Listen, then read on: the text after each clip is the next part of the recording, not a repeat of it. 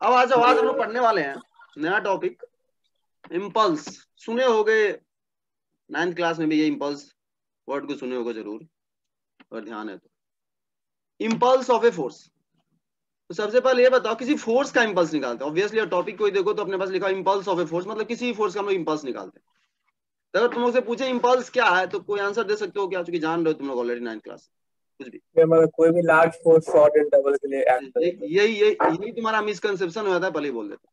बिल्कुल सही बोलो, ज्यादातर लोग स्टार्टिंग में ऐसे ही बोलते हैं, हम लोग भी 9th क्लास में तो ये मिसकंसेप्शन मन में था। पहला बात ये समझ जाओ, इम्पल्स किसी भी फोर्स का निकाला जा सकता है, और वो फोर्स लार्ज ड्यूरेशन के लगे या स्मॉल ड्यूरेशन के लगे कोई फर्क नहीं पड़ता है। स्मॉल मैग्नीट्यूड का उसका भी इम्पल्स डिफाइन करते हैं हम लोग, ज्यादा मैग्नीट्यूड का उसका भी इम्पल्स डिफाइन करते हैं। तो वो जो तुम स्पेसिफिक बोल रहे हो वो है कि इसका स्पेसिफिक एग्जाम्पल तुम बोल रहे हो, बट इन जनरल ऐसा मन में मत सोचो कि उसी फोर्स का हम लोग इम्पल्स निकालते हैं जो ज्यादा मैग्नीट्यूड का होता है और शॉर्ट ड्यूरेशन के लिए लगता है। यहाँ पे हम लिखे हैं क्या, सीधा लिखे इम्पल्स ऑफ ए फोर्स, किसी भी फोर्स का इम्पल्स। तो किसी भी फोर्स का हम इम्पल्स निकाल सकते हैं, पहले समझ लो, किसी भी फोर्स का, कोई भी फोर्स। अब वो इम्पल्स का डेफिनेशन क्या होता है, वो फोर्स इनटू वो कितने देर के लिए लगा है, खत्म। वो फोर्स जिस बॉडी पे लगा है कितने टाइम के लिए, मान लो टी टाइम के लिए लगा, तो बोलेंगे एफ इंटू टी उस फोर्स का इम्पल्स है। और वह फोर्स कुछ भी हो सकता है, पहले समझ लो। ये तुम नहीं बोलना कि जो तुम बोल रहे थे कोई जरूरी नहीं। सिंपल इसका डेफिनेशन वो डिफाइन कर रखे हैं just. Impulse of a force is, लिख लो, the impulse of a force is defined as, the impulse of a force is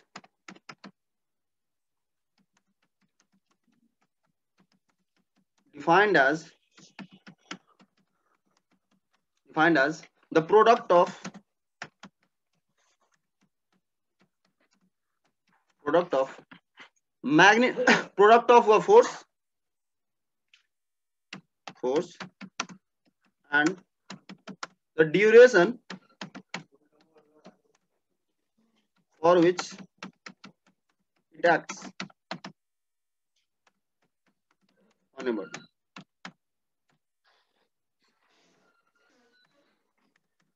simple ये है, किसी फोर्स का impulse denoted by I, it is denoted by I, capital I. तो अगर simple तुमसे बोले तो तुम ये बोलोगे इंपल्स जो है वह सीधा सीधा है कोई फोर्स एफ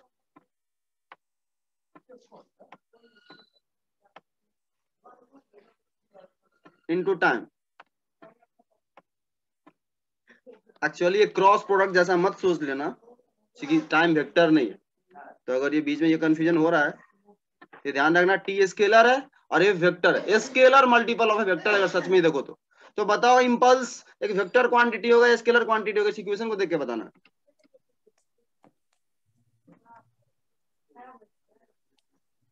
यस भाई कोई नहीं, वेक्टर होगा यार, कैसे बोल रहे हो। एफ वेक्टर है, किसी वेक्टर को किसी कांस्टेंट टी से 2 3 4 से मल्टीप्लाई कर दोगे तो वेक्टर ही रहेगा ना यार। अगर कोई वेक्टर ए है तुम्हारे पास, उसको किसी स्केलर से मल्टीप्लाई कर दोगे 2 3 से, तो 2 ए वेक्टर भी एक वेक्टर ही होगा जिसका मैग्नीट्यूड इसका डबल हो जाएगा। जी भैया, ध्यान है क्या, स्केलर मल्टीपल। तो इंपल्स ये वेक्टर क्वांटिटी, इसलिए इस पर भी तुम लगा सकते हो एरो। सॉरी एक्चुअली इंपल्स के लिए आई यूज किया जाता है ना यार, आई यूज किया जाता है सर, आई यूज करते हैं। जे होता है, जे होता है सर एंगुलर इंपल्स के लिए, जे यूज करता है एंगुलर इंपल्स जो रोटेशन में आएगा, एंगुलर इंपल्स। वहां पे एंगुलर मोमेंटम आएगा, एंगुलर इंपल्स आएगा, सबका एंगुलर वर्जन वहां पे आने वाला, टेंशन मत। आई यूज करते हैं, जे यूज करना कर लो, कोई दिक्कत नहीं। सही बोलो, जे भी शायद यूज करता हूँ, मुझे श्योर नहीं, अच्छे से जान नहीं। ठीक है, इंपल्स आई यूज करते हैं, आई यूज करते हैं, जे यूज इसलिए यूज करते हैं एंगुलर इंपल्स के लिए। ये सिंबल हो गया इसका आई, या वेक्टर क्वांटिटी लिख लो, यह एक वेक्टर क्वांटिटी। अब यह जो हम फॉर्मूला लिखे हैं सामने, अगर मान लो फोर्स वेरिएबल हो गया, अगर फोर्स वेरिएबल हो गया, फिर ये एफ कौन सा एफ लोगे भाई, फोर्स तो वेरी कर रहा है। तो यही एक्सप्रेशन किसके फॉर्म में लिखा जाएगा, बोलो, इंटीग्रेशन। भाई तुम बोलोगे छोटे से टाइम dt के लिए निकाल लेंगे और फिर इंटीग्रेट कर लेंगे, और फोर्स वेरिएबल है तो एफ dt, तो जनरल एक्सप्रेशन ये हो गया एफ dt, और तुमको जहां से जहां मान लो किसी टाइम t1 से t2 तक निकालना है वैल्यू इम्पल्स का, तो t1 से t2 लिमिट ले लोगे।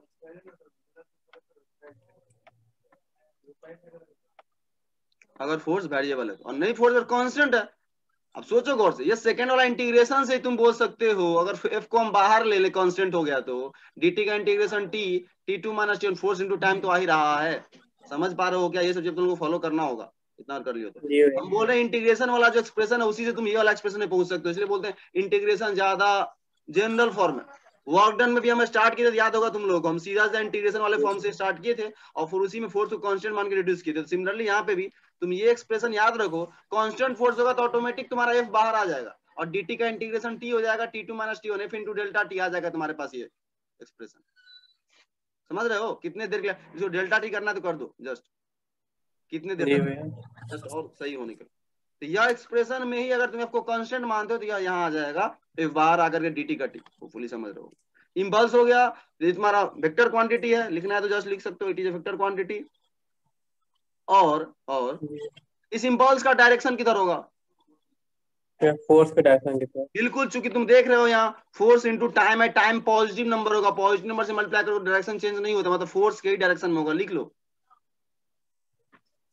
The direction of impulse is same as the direction of the force.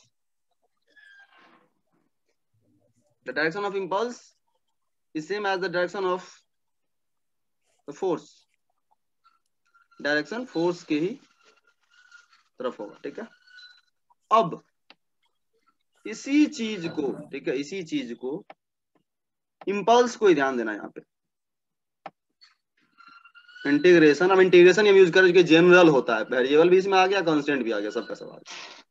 Force को हम लिख दिए dp बाई dt,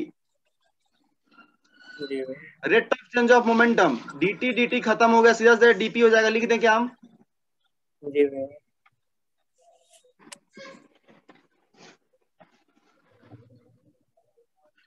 t1 से t2 using Newton second law, dp का इंटीग्रेशन क्या होगा? p हो जाएगा। p में एक बार फाइनल टाइम पुट करोगे, जो भी फाइनल तुम्हारा टाइम है, t2 बोल रहे हैं, इसको t फाइनल भी बोल सकते हो, इसको t इनिशियल भी बोल सकते हो, जैसे बोलना चाहो। लिखना है तो t इनिशियल t फाइनल लिख लो। तो यह चीज क्या हो जाएगा? dp का p, बट p में पुट करोगे एक बार फाइनल टाइम, एक बार इनिशियल टाइम, तो p final minus p initial,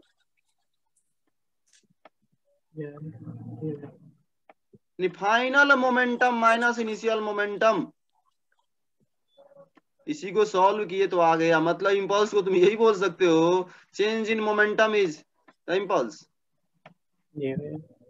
तो तुम फोर्स इनटू टाइम बोलो या चेंज इन मोमेंटम बोलो, सेम चीजें हम लोग सॉल्व करके देख रहे हैं, तो वहां पे पहुंच पा रहे हैं। तो यह जो इक्वेशन तुम देख रहे हो, impulse of a force is equal to the total change in momentum, इसे ही बोलते हैं इंपल्स मोमेंटम थ्योरम। इंपल्स को मोमेंटम के टर्म में एक्सप्रेस कर दिए, इस इक्वेशन को बोलते हैं इंपल्स मोमेंटम थ्योरम। लिख लो ब्रैकेट में यहाँ पे इंपल्स मोमेंटम थ्योरम, इसी में बता दिए, हम अलग से लिखने वाले नहीं है। इंपल्स मोमेंटम थ्योरम, इसको वर्ड्स में लिखना है इंपल्स मोमेंटम थ्योरम को। इस इक्वेशन को अच्छे से इंग्लिश में बना के लिख दो, इस इक्वेशन को ही, कि किसी भी बॉडी पे कोई फोर्स लग रहा है तो टोटल इंपल्स जो इस किसी भी बॉडी पे होगा, तो टोटल इंपल्स ऑन बॉडी या सिस्टम इज इक्वल टू इस total change in momentum, final momentum minus initial momentum, खत्म। यही है तुम्हारा impulse momentum theorem.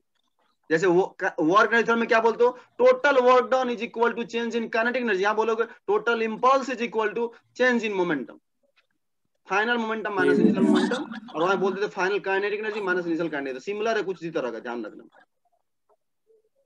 Impulse momentum theorem, तो किसी भी चीज का अगर तुम इनिशियल वेलोसिटी हम दे दें और फाइनल वेलोसिटी दे दें, तो पूछे कितना इंपल्स लगा, सीधा सीधा फाइनल मोमेंटम इनिशियल मोमेंटम निकालो, घटा दो। वहां पे तुम ये मत सोचने लगा रहे फोर्स तुमको पता ही नहीं है कितना फोर्स लग रहा है, फिर फोर्स इनटू टाइम वाला डेफिनेशन सोचने लगोगे तो फिर थोड़ा सा ये हो सकता है। सीधा मोमेंटम पता है, मोमेंटम घटा दो, इंपल्स आ गया। फोर्स अगर पता है तो फोर्स इनटू टाइम वाले से चले जाओ, इंटीग्रल एफ dt से। लिख लिया क्या? जी ओके, इधर बाकी लोग लिख लिया क्या? जी भैया। फिर आगे बढ़ते। जस्ट एक इम्पल्स मोमेंटम में देखो इजी वाला क्वेश्चन कैसा है, आता है नीट वगैरह में इस तरीके का बना कर कल को।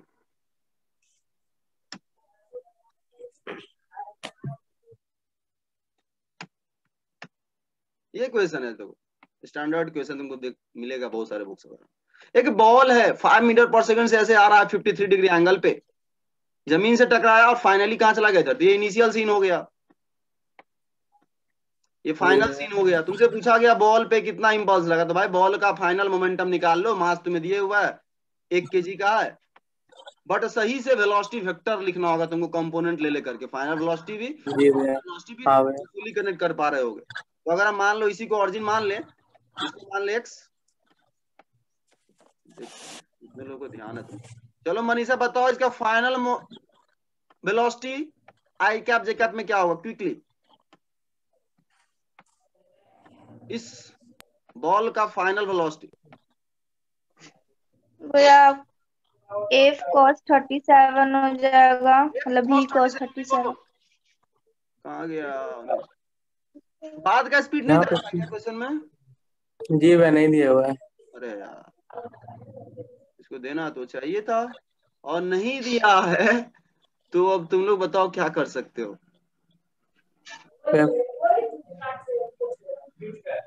सेम ही 5 ही रख लीजिए, कोई 5 ही कैसे रख ले यार, 5 ही कैसे रख ले? ऐसा कुछ जरूरी नहीं है, ऐसा कोई जरूरी नहीं है 5 ही रख ले। ये तो कोई बात नहीं हुआ, ये तो कोई बात नहीं। तुम हम ये बोल रहे हैं ना, बाद का वेलोसिटी निकाल सकते हो, हम ये बोल रहे हैं। जी हमको नहीं लग रहा बाद का वेलोसिटी निकाल सकते हो। अब बताओ तुम लोग कैसे निकाल सकते हैं? बाद का वेलोसिटी निकालना होगा और फिर तुमको बाद का मोमेंटम में से इनिशियल मोमेंटम घटाना पड़ेगा, वही तुम्हारा आंसर है। और बाद का वेलोसिटी निकालोगे कैसे? यानी यहाँ पे जो भी है इसका कितना है हमें नहीं पता। फाइनल वेलोसिटी कितना नहीं पता, इनिशियल 5 पे आ रहा दिख रहा है। बाद का ध्यान दो, बाद के वेलोसिटी का डायरेक्शन तुमको पता है कि 37 पे जा रहा है, बट कितने स्पीड से जा रहा है वो नहीं पता, मैग्नीट्यूड नहीं पता। तो सुनो, ऐसे ये कर लोगे, कोलिजन ट्रायंगल कर लोगे, बट सोच सकते हो तुम लोग अभी भी कि क्या होगा ना। सुनो क्या होगा, जब ये बॉल आएगा यहाँ पे टकराएगा, तो बॉल पे या दीवार फोर्स किधर लगाएगा? ऊपर की तरफ नॉर्मल फोर्स लगाएगा, सिंपल भाई। टकराएगा ऐसे आकर के बॉल, इस पे बॉल जहां पे भी आकर के नॉर्मली फोर्स लगाएगा, ऐसे लगाएगा नॉर्मल। तो नॉर्मल अगर ऐसे लगाएगा, ध्यान देना, तो इस बॉल का जो हॉरिजॉन्टल वेलोसिटी है वो चेंज नहीं होगा। हम ये बोल रहे हैं कि वर्टिकल फोर्स लग रहा है। वर्टिकल फोर्स वर्टिकल डायरेक्शन के फोर्स को चेंज करेगा, वेलोसिटी को चेंज करेगा, हॉरिजॉन्टल को चेंज नहीं करेगा। इसीलिए इनिशियली इस 5 का जो हॉरिजॉन्टल कंपोनेंट होगा ना, फाइनली भी हॉरिजॉन्टल कंपोनेंट उतना ही रहने वाला है। अब तुम खुद से देखो इस डायग्राम में, बाद का हॉरिजॉन्टल कंपोनेंट होगा V cos 37। जी V cos 37 है फाइनल हॉरिजॉन्टल वेलोसिटी, B हमें नहीं पता। और इनिशियल हॉरिजॉन्टल कितना होगा बताओ? इनिशियल 5 का हॉरिजॉन्टल कंपोनेंट कितना होगा? 5 cos 53। 5 cos 53 होगा। बिल्कुल सही बोल रहे हो। तो ये दोनों इक्वल कर दो, भी आ गया, खत्म। समझ रहे हो क्या? हाँ, देख तरह से तुम बोले तो इस चीज में तुम हॉरिजॉन्टल में मोमेंटम कंजर्व कराए हो। जी भाई मास से मल्टीप्लाई कर दो, एम यहाँ इधर हॉरिजॉन्टल मोमेंटम है, मास इधर भी कर दो, मास मास तो कट ही जाएगा, दोनों का मास सेम है। हाँ, तो मोमेंटम कंजर्व भी कराओ, यहाँ से भी आ जाएगा, भी आ जाएगा, फिर भी का कंपोनेंट वगैरह कर लेना, cos 37 sin 37 फाइनल वेलोसिटी, मास से मल्टीप्लाई करना 1 फाइनल मोमेंटम, इनिशियल मोमेंटम घटाना, आंसर होगा। नहीं करने वाले सब कर लेना, जस्ट एक बार हम लोग कल आंसर मैच कर लें। एक तरह से बोले तो क्वेश्चन कोलिजन का भी हो जाता है, ठीक है?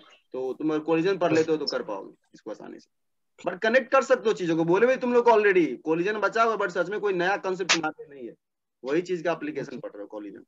चलो ठीक है, तो यहाँ पे हम लोग इम्पल्स मोमेंटम थ्योरम लगा दिए इस क्वेश्चन में, final momentum minus initial momentum, और तुम्हारा आ गया इम्पल्स। अगर इसी क्वेश्चन में तुम जाओगे उस फॉर्मूले से, फोर्स इंटू टाइम वाले से, तुम्हें निकालना है इम्पल्स। तुम्हें निकालना है इम्पल्स। इम्पल्स होता है फोर्स इंटू टाइम। तब तुम्हें सोचना पड़ेगा कि इसमें नॉर्मल कितना लग रहा है, नहीं कर पाओगे सॉल्व उससे अगर लगाओगे। फोर्स इंटू टाइम, कितने देर तक ये रहा कांटेक्ट में, वह टाइम भी तुम्हें नहीं पता, तो वह डेफिनेशन तुम्हारा काम आने वाला नहीं है। बट मोमेंटम तुम्हें पता है तो डायरेक्टली लगा दो इम्पल्स मोमेंटम। इसलिए बता रहे हैं तुम्हें डिसीजन लेने आना चाहिए, कब जाना है हमको फोर्स इंटू टाइम से, कब जाना है हमको इम्पल्स मोमेंटम थ्योरम से कि change in momentum is equal to. यहाँ पे हम डायरेक्टली बोलेंगे भाई मोमेंटम निकालो, फाइनल में से इनिशियल घटा दो, फोर्स इंटू टाइम से जाओगे तो फंस जाओगे। और फोर्स इंटू टाइम से कब जा सकते हो वो भी डिपेंड करता है सिचुएशन से। तुम बताते हैं एक क्वेश्चन सिंपल सा खुद से बना करके, जहां पे तुम फोर्स इंटू टाइम से जा सकते हो। तुम्हें टाइम अगर दिख रहा है जाओ उससे। सिंपल सा क्वेश्चन तुम्हें देते हैं यहीं पे, जा सकते मान लो ये जमीन जमीन जमीन ठीक है, बोले इसमें तुमको कि 2 kg का एक ब्लॉक रखा हुआ है, 2 kg का ब्लॉक रखा हुआ है, फ्रिक्शनलेस सरफेस है, मान लो फ्रिक्शनलेस है, फ्रिक्शन नहीं। और तुमसे हम बोले इस पे एक हॉरिजॉन्टल फोर्स लग गया F इक्वल टू 20T या 5T, वेरिएबल फोर्स है, टाइम डिपेंडेंट फोर्स है। और तुमसे हम पूछे कितने देर बाद इस 2 kg वाले पार्टिकल का वेलोसिटी 20 मीटर पर सेकंड हो जाएगा, 20 मीटर पर सेकंड। तो यह क्वेश्चन सच में बोलना तो तुम बेसिक से भी सॉल्व कर सकते हो, तुम्हें लगाना नहीं है, बट रेफ इनटू टाइम लगाना था तो लगा सकते हो। तो मान लोगे कि टी टाइम तक ये फोर्स लगा। क्वेश्चन क्या लिख लो, डायग्राम बना और क्वेश्चन लिखो पहले, सब कुछ हम एक साथ कर देते, ये भी प्रॉब्लम है। डायग्राम बना और क्वेश्चन लिखो।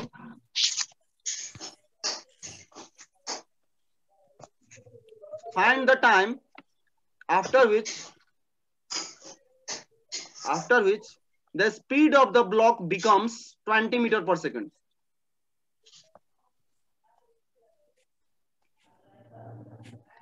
Find the time after which the speed of the block becomes 20 meter per second. Initially rest पे था 2 kg, इनिशियली पूरा सिस्टम तुम्हारा रेस्ट पे था, ये मान के चलोगे नहीं भी दिया तो करना घर पे खुद से करना। ये क्वेश्चन तुम बेसिक काइनेमेटिक्स वगैरह से से भी कर सकते हो, कुछ ऐसा नहीं कि तुम जबरदस्ती लगाना है ये, बट लगा सकते हो। इम्पल्स वाला जो कॉन्सेप्ट पर वो भी लगा सकते हो, integral F D T is equal to वो करके भी लगा सकते हो इम्पल्स, ठीक है, या इम्पल्स मोमेंटम थ्योरम भी लगा सकते हो। एक्चुअली देखो दोनों चीज देखी है, 2 सेकंड आ रहा है, हो सकता है हमको आंसर नहीं पता, हम जस्ट रैंडमली 2 सेकंड आ रहा है, हो सकता कितना सेकंड जी 2 और देखो इम्पल्स इसका आएगा 5t square bye 5 into integrate करोगे तो t स्क्वायर बाय 2 आएगा, ठीक है। 5t square by 2 is equal to कितना लाना है, 20 का लाना है ना, 40 दूनी 80 बाय 5 16 रूट 16, 4 सेकंड आ रहा है शायद आंसर, 4 सेकंड शायद आ रहा है, पता नहीं 4 सेकंड में शायद 20 मीटर पर सेकंड अचीव कर लेगा इस फोर्स के अंदर। करना एक बार हम कर लेंगे अगर ऐसा कुछ होगा। सिंपल तुम्हें करना है इंटीग्रल एफ डी टी करना इज इक्वल टू वेलोसिटी के टर्म्स में क्वेश्चन बोला था is equal to change in momentum करना जा करके दोनों चीज यूज करना होगा, एफडीटी भी यूज करना। हम ये बोल रहे हैं देखो इंटीग्रल इससे ऐसे भी कर सकते हो, बोले तो ऐसे भी तुम कर सकते हो। इंटीग्रल एफ डी टी लिख ही देते हम, देखो डी टी 0 से टी टाइम तक, इनिशियली टाइम 0 है, मान लिया किसी टी टाइम पे जाए और इसका क्या हो जाए velocity is equal to final momentum minus initial momentum. ये भी तो लिख ही सकते हैं, इंपल्स का दोनों डेफिनेशन लगा दिए, एफ वाला भी और मोमेंटम वाला भी। इनिशियल मोमेंटम 0 है चूंकि इनिशियली रुका हुआ है, और फाइनल मोमेंटम में कितना हो जाएगा, मास इंटू वेलोसिटी, 2 kg का इंटू वेलोसिटी चाहिए 20 का, तो 2 इंटू 20 40 का पी फाइनल हो जाएगा। अब यहाँ पे तुम एफ का पुट कर दो 5t फंक्शन, इंटीग्रेट करोगे 5t स्क्वायर बाय 2 आएगा।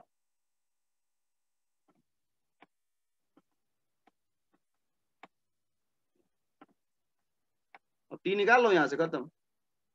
40 दूनी 80 बाय 5 16 का रूट 4।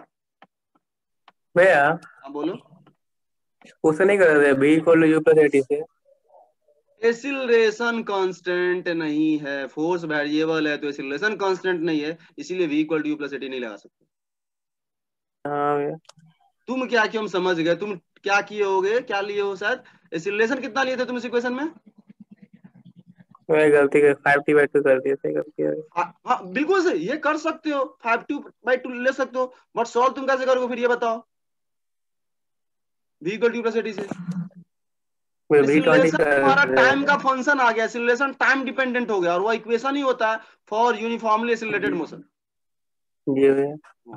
तो अगर तुम वहां से भी करना चाहते हो ना तो तुम कर सकते हो, यही चीज होगा। देखो अगर बोलोगे तो मैं करके बता ही देते, जस्ट देखो, मतलब ये बताना चाह रहे हैं चीजें कनेक्टेड ही होता है, ऐसा नहीं होता कि मतलब तुम नया चैप्टर में आ गए तो पीछे का चीज नहीं, वही चीज है। देखो यहाँ बताते हैं, सेम चीज करेंगे काइनेमेटिक्स से हम, और आंसर देखो सेम आएगा। देखो कैसे हम बोलेंगे भाई जब फोर्स लग रहा है 5T, इसका एक्सीलरेशन कितना होगा, कितना होगा बोलो। 5T भाई, 5T बाई मास 2 है, 5T बाई जी 2। भैया। देखो यहाँ दिखाते हैं तुमको, सिर्फ काइनेमेटिक्स से क्वेश्चन सॉल्व कैसे होगा। हम बोलेंगे एक्सीलरेशन लिख दो dv बाई dt, हाँ भैया। टी को उधर भेज दो, इंटीग्रेट कर लो, तो भाई कौन सा नया चीज होगा, वही चीज हो रहा है, अगर समझ पा रहे हो तो। हाँ 5/2t का टी और इधर, और dt ला दो इधर, dv बाई dt का dt को इधर ला दो ताकि इंटीग्रेट कर पाओ तुम टी की तरफ। लो अब इसको इंटीग्रेट कर लो, इधर भी कर लो इंटीग्रेट, इधर भी कर लो इंटीग्रेट। इनिशियल वेलोसिटी क्या था, 0, रुका हुआ था, तो फाइनल वेलोसिटी मान लो कितना चाहिए, फाइनल वेलोसिटी क्वेश्चन में बोला 20 मीटर पर सेकंड चाहिए, 20। जी भैया। इधर इनिशियल टाइम 0 और टी तुम्हें नहीं पता कितने टाइम बाद होगा, क्वेश्चन पूछा कितने टाइम बाद, लो कर लो, सेम आंसर आएगा। डीबी का भी पुट करोगे 20 माइनस 0 जी 20, 20 is equal to 5/2t square by 2, same equation है और कुछ नया नहीं है। जी भैया। तो देखो काइनेमेटिक्स में सॉल्व हो रहा है, तो चीजें कनेक्टेड ही हो जाता, पहले ही बोल देते हैं। जब तुम पढ़ते हो, जब तुम्हारा नॉलेज बढ़ते जाता है, फिर तुम ये सब चीज कनेक्ट कर पाते हो, तुमको लगता है कि नहीं इतना बड़ा सिलेबस, सिलेबस तो कम ही है, उसी को धीरे धीरे एक्सटेंड किया गया। वो हालांकि विद टाइम आता है, वो एक दिन में तुमको नहीं आएगा, जैसे जैसे प्रैक्टिस करोगे तुम्हारा कंसेप्ट बढ़ेगा, फिर तुमको पता लगेगा, चीजें वही भूलोगे, बोलता है लोग जहां से घूमोगे वहीं पहुंचोगे, बोलना नहीं जाता, जहां से शुरू किया वहीं पहुंचोगे, कुछ वही होता है। न्यूटन सेकंड लॉ से हम लोग स्टार्ट किए हैं और सच में पहुंचते वहीं पे, बस जस्ट घूम रहे होते हैं 2 साल तक, बट रहता वही चीज। चलो ठीक है आगे बढ़ते हैं। ये तुम्हारा इंपल्स का कंसेप्ट हो गया। तो अभी तक हम कुछ नहीं बोले कि इंपल्स उसी फोर्स का निकालो जो फोर्स बहुत ज्यादा देर के लिए लगता है, बहुत कम समय, बहुत ज्यादा मैग्नीट्यूड का होता है और बहुत कम समय के लिए लगता है। जो तुम वो बोल रहे हो वह भी एक चीज है, बट उसी फोर्स का इंपल्स नहीं निकाल, किसी फोर्स का निकाल सकते हैं, ये हम बोल रहे हैं। इंपल्स जो वर्ड है वह सिर्फ उन्हीं फोर्स के लिए नहीं है, जनरली ये मिसकंसेप्शन होता है, जो फोर्स बहुत ज्यादा मैग्नीट्यूड के लिए लग रहा हो बहुत कम समय तक, वह जो चीज है वो अपना नेक्स्ट डिस्कशन है।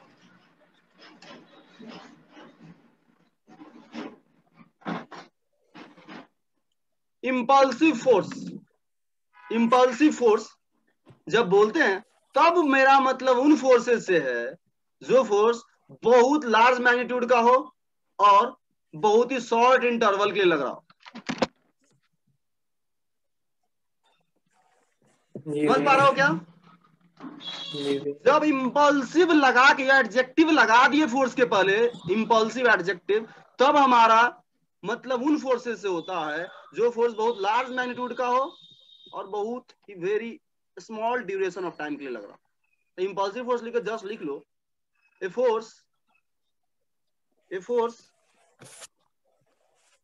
of having large magnitude, a force of large magnitude acting for a very small duration of time, a force of large magnitude acting for a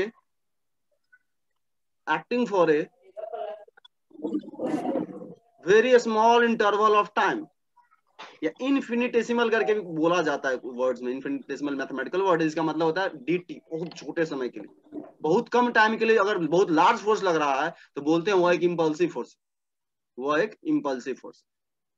और उनका इंपल्स कैसे निकालोगे? सेम चीज, कुछ नया नहीं होगा, पहले वो कुछ नया नहीं होगा, इसलिए बोलो वो डेफिनेशन जनरल है, उसी को तुम इंपल्सिव फोर्स के लिए लगा सकते हो। और दूसरा फोर्स जो ऐसा नहीं होगा उसको क्या बोलोगे? जस्ट बोलना चाहो तो नॉन इंपल्सिव। अगर इंपल्सिव नहीं है तो नॉन इंपल्सिव, तो फोर्स तुम 2 कैटेगरी में डिफाइन कर सकते हो, impulsive and non impulsive. Impulsive मतलब ऐसा फोर्स जो बहुत लार्ज मैग्नीट्यूड का और बहुत कम समय के लिए लग रहा है, इंपल्सिव फोर्स, और वो अगर नहीं है तो नॉन इंपल्सिव बोल सकते। तो हम लोग जो इंपल्स वर्ड डिफाइन किए हैं, वो जो डिफाइन किए हैं वो किसी भी फोर्स के लिए, इंपल्स ऑफ ए फोर्स, वो इंपल्सिव हो तो भी, नॉन इंपल्सिव हो तो भी। अगर इंपल्सिव नहीं है तो उसको बोलेंगे नॉन इंपल्सिव फोर्स। अब जस्ट देखो, अगर तुम इसका इंपल्स का बात करो जस्ट डेफिनेशन हम बोल दिए, होपफुली तुम कनेक्ट कर पाए होगे।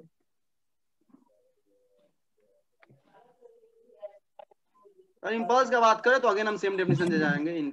Impulse is equal to integral F D T हम यूज करते हैं क्योंकि वो ज्यादा सही है, दोनों आ जाता है, वेरिएबल भी और कांस्टेंट। अब जस्ट सोचो यहाँ पे इम्पल्सिव फोर्स कर रहा हूं, मतलब ये फोर्स क्या है, बहुत ही लार्ज है, बहुत ही बड़ा, बहुत ही बड़ा है, और ये टाइम क्या है, बहुत ही छोटा है, वैसा फोर्स तुम ले रहे हो।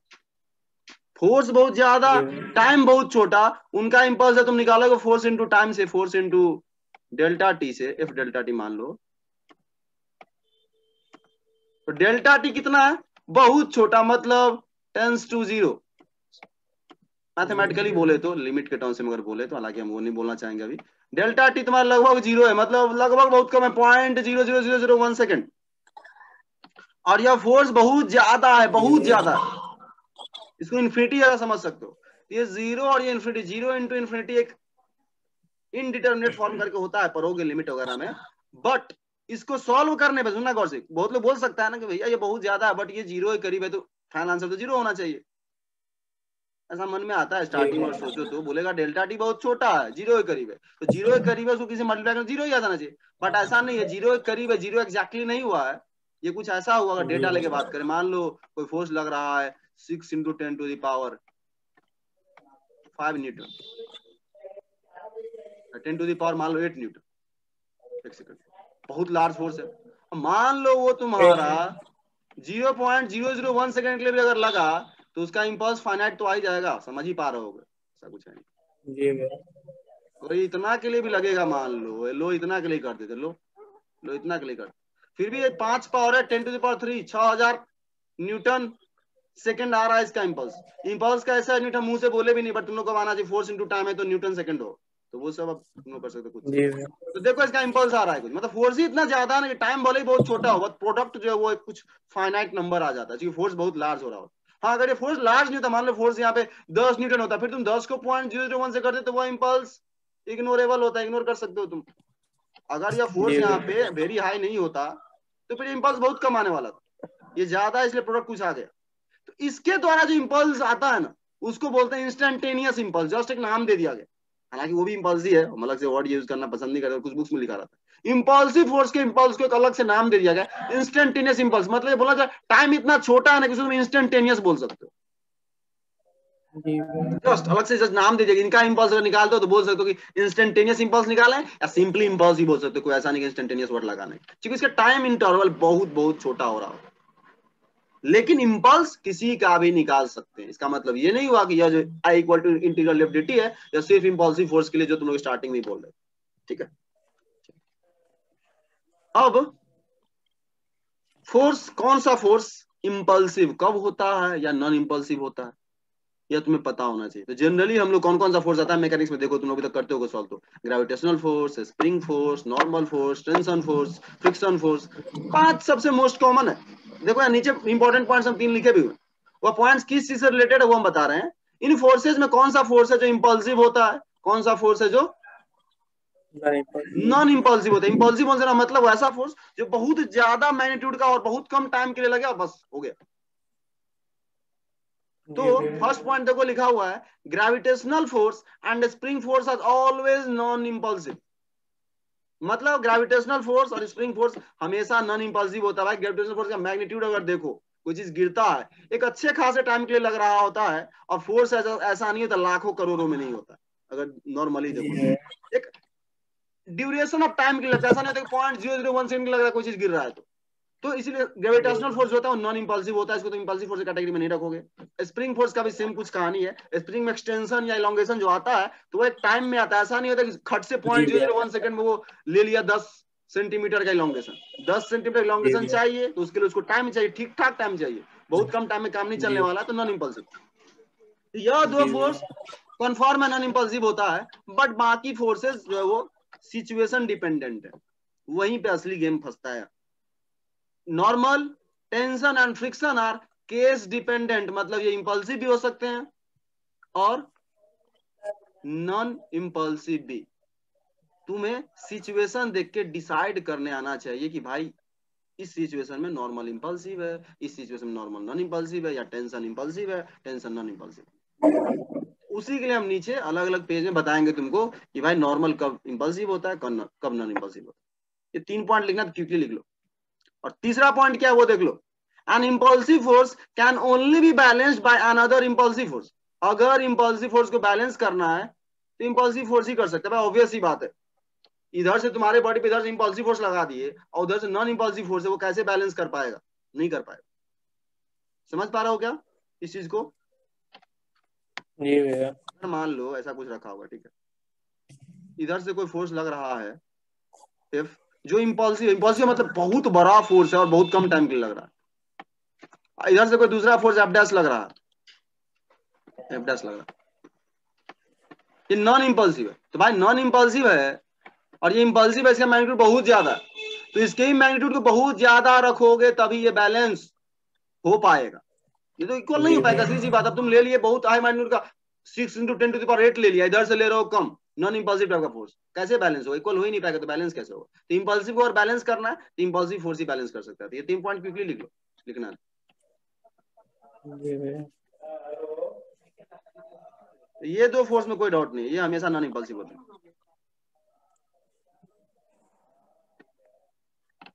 जी भैया, हो गया भैया। हो गया, चलो।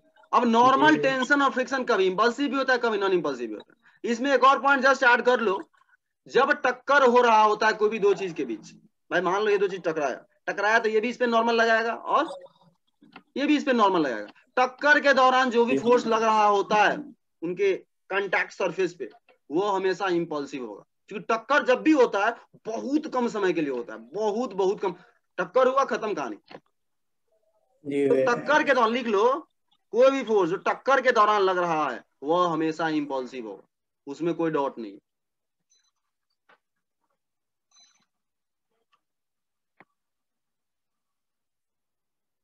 तो जस्ट लिख सकते हो a contact force acting during the collision of two bodies, during the collision of two bodies या during collision is impulsive in nature. वो इंपल्सिव नेचर होगा उसका। और टक्कर के दौरान लगा, जो टक्कर होने का जो दौरान ड्यूरेशन होता है हमेशा ही हम लोग बहुत ही स्मॉल लेके चलते हैं, बहुत ही स्मॉल। ऑलवेज होगा ना? ऑलवेज हो, टक्कर का फोर्स ऑलवेज इंपल्सिव, उसमें कोई डाउट नहीं।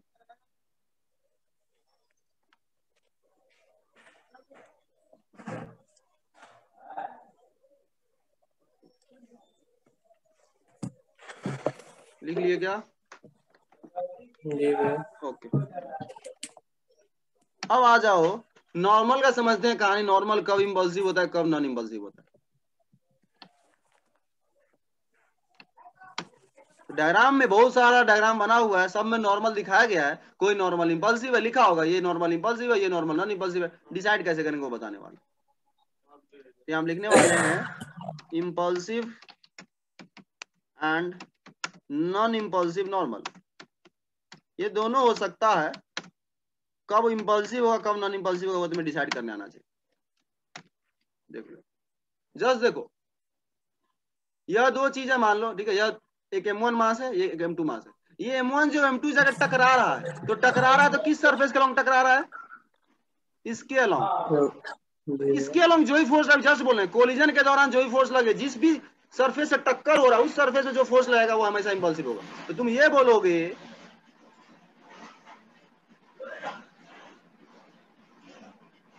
यहाँ पे ये वाले सरफेस से जो नॉर्मल आया, ये दोनों एक दूसरे पे लगाया, वह इंपल्सिव है,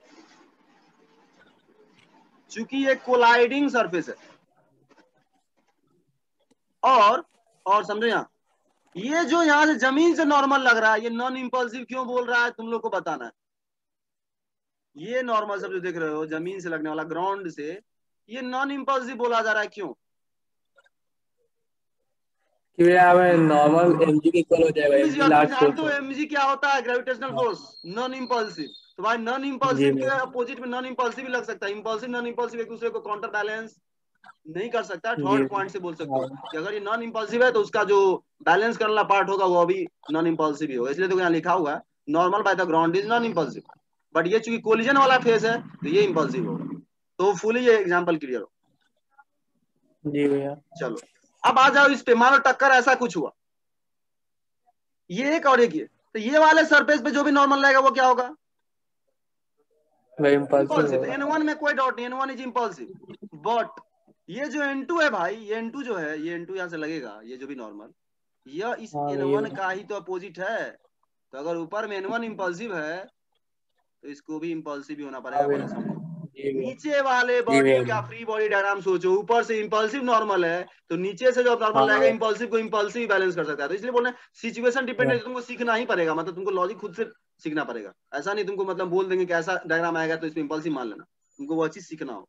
तो यहाँ देखो डायग्राम से डिसाइड करना होगा, नीचे वाले ऑब्जेक्ट पे ऊपर से N1 लग रहा है, नीचे से N2 लग रहा है, बट N1 ऊपर से कोलिजन वाला है, कोलिजन वाला है तो इंपल्सिव होगा, तो इंपल्सिव को इंपल्सिव ही बैलेंस कर सकता है अपोजिट में। जी भैया। हाँ ये ध्यान रखो, इसलिए यहाँ पे दोनों नॉर्मल इंपल्सिव है, देख लो। नहीं क्लियर है तो बीच में बोल देना, ऐसा नहीं कि हम बोल के आगे निकल जाओ और फिर तुम लोग कंफ्यूजन में। चलो ठीक।